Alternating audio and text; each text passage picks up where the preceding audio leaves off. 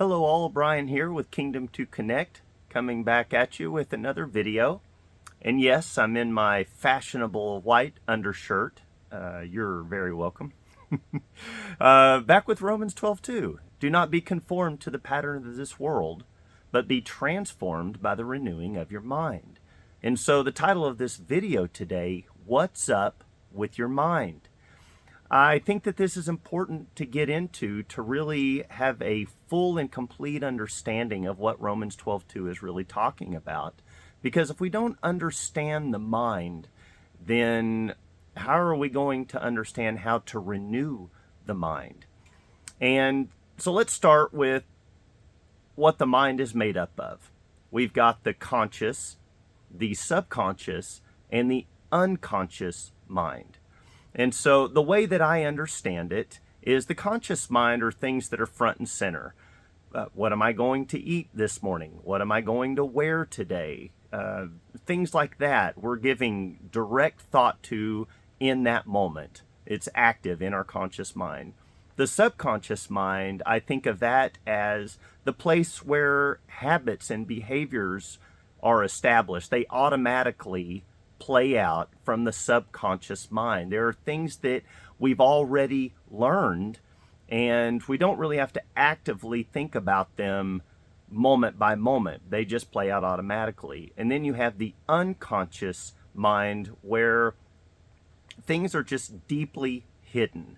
And I guess maybe when we dream and we don't remember those dreams, but they're just deep in the mind.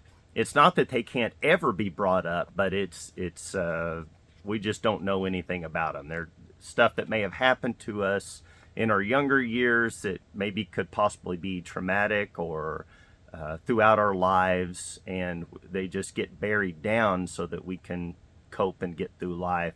I don't have a super thorough understanding of the unconscious, but that's from what I've learned, that's what I think of the unconscious mind. Now, so as I said before, the subconscious is where habits and behaviors automatically play out. And so when a stimulus, we have tons of stimulus that, or stimuli rather, that happen to us throughout our day through our five senses. So as we have these stimuli come at us throughout our days, then we have to process that and deal with that in a certain way. It prompts us. So how do we deal with that? Because we're talking probably tens of thousands of things that stimulate us through our five senses each and every day. And we have to deal with that, right? We've got to process that. So that is where the subconscious comes into play. A stimuli comes at us, and then a behavior that is embedded in our subconscious plays out, automatically takes care of that stimulus. Okay, I'm going to be looking at my notes here too, but I've written that the conscious mind sets the stage for the subconscious mind. So as things come at us each and every day, maybe someone challenges us to think about something. Maybe it's just something as simple as what we smell, and we're working through, what am I smelling? Or maybe we feel something and we're not sure what that is, or we hear a certain sound and we're trying to determine, what do I do when I hear that sound? Or, a train is coming, that means I need to make sure and get off the track. And so that response to the train coming is embedded in our subconscious mind. And so now that's taken care of. Every time we hear the sound of a train, we just want to make sure that we're safe, right? We're away from that train. I don't know if that's the best illustration, but I'm hoping you're getting the point here. So yes, the conscious, what goes in our conscious mind as we work through things initially, and we come to a place where we feel good about that behavioral response to that stimulus, then we store that in our subconscious mind to deal with that as it comes up in the future automatically. So I'd like to look at some examples, or maybe just an example. And the example I want to look at is annoyance, or being irritable or angry. There's lots of examples, and I think maybe in some upcoming videos as we continue to look at Romans 12:2 and the practical playing out and understanding of that, we'll look at some other things. But for today, I'd like to look at this. So what are some reasons that we may find ourselves getting annoyed or getting irritable? And I think oftentimes, because there are a lot of frustrating things that happen to us in life, to all of us, and so we become let's just say it this way, out of our subconscious, right? We have this automatic behavioral response that says, well, it's just a part of life. I'm going to get frustrated and annoyed. And so my behavioral response is to either detach or to tell that person exactly how I feel, or whatever your established behavioral response is. But we become used to this, and this becomes our automatic behavioral response to this stimulus. So some reasons, right, that we may get annoyed. Maybe we get offended by someone. Maybe we get treated badly by someone or in a certain situation.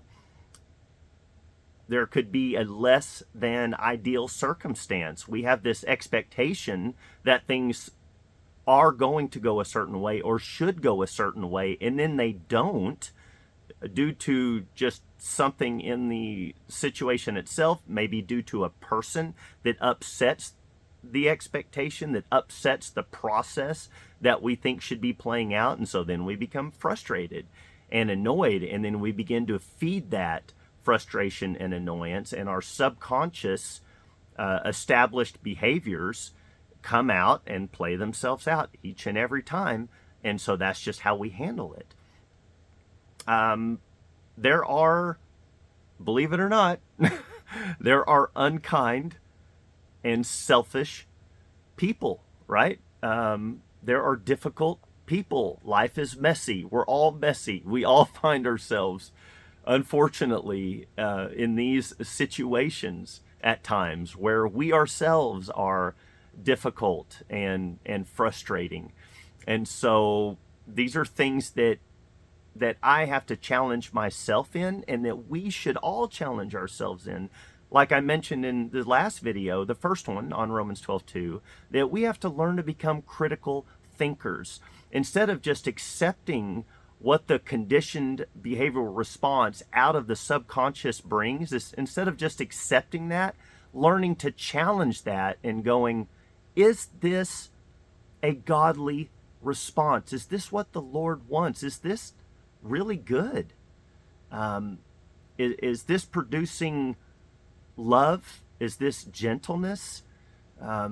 Is there good things coming out of this behavioral response, or are more negative things coming out of this behavioral response? We have to learn to open ourselves up to be vulnerable and to actually hold these things out there and decide, okay, this is something that I need to look at. I need to be willing to open this up and take a look at it. Let me throw this out there at you.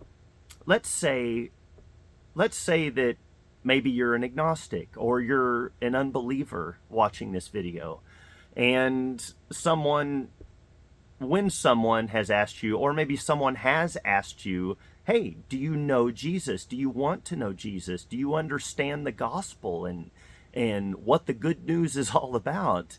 And so you listened, but because you may have something in your life, or you may have unanswered questions, and so as these people, right, have approached you and asked you about Jesus, asked you about the gospel, talked to you about sin and heaven and hell and all of these things, and so you've decided, as those are stimuli, right? Because someone is bringing something to you, and so now it is in your conscious mind, and you need to respond. But maybe due to X or Y or Z, you've decided, I just can't. I don't know if there is a God. isn't a God, but because of this or that reason, I just can't go any further. And so that becomes your conditioned response to that thing. As those questions come up or someone asks you about those things, you're like, well, what comes out of your subconscious is that you've already decided this is how I'm going to handle it, and this is just automatically how it's going to play out. And so you give very little thought anymore to conscious thinking. It's no longer about setting these things out there and really giving them a hard and critical consideration, but it's more of just, this is where I've sat, and this is the automatic response, and so this is where I've decided to be on that issue. And so I would challenge you or encourage you, because listen, to me, this is the biggest decision that you will ever make. This is the difference of where we are going to spend eternity. The difference whether that's going to be in heaven or that's going to be in hell. And so regardless of where you stand on those things, I would just ask you and encourage you to open up, to be vulnerable, to consider maybe things you haven't considered before. Set these things out there and say, well, Lord, I don't know if you're real or not, but I'm willing to listen. People are telling me that this is important, and I'm willing to listen. And so you give it conscious thought. You decide to renew your mind and or at least open yourself up to these things, right? To something new. And so for believers, this is how renewing your mind works. It's actually critically thinking through things and going, well, I know that I've been established that these have been my conditioned responses to annoyance, to anger, to frustration, but I need to set these things out here and be vulnerable and be willing to let them open up before the Lord and ask some hard questions. Well, Lord, what are the reasons that I find myself being annoyed or irritable? Is my love relationship with you where it should be? Is my love toward others where it should be? Those kinds of questions. I don't know all the reasons. I'm just kind of talking this through with you. I'm learning with you as I'm teaching through this video in a way. So, but we all need to be willing to be vulnerable, open, critically take a look at these things, and don't just accept established responses that we've allowed to be conditioned in our subconscious. So I'm going to stop the video here. I look forward to being with you again next time, and we'll explore this a little further. All right, love you all. God bless. Keep seeking Him. Have a great day. Bye.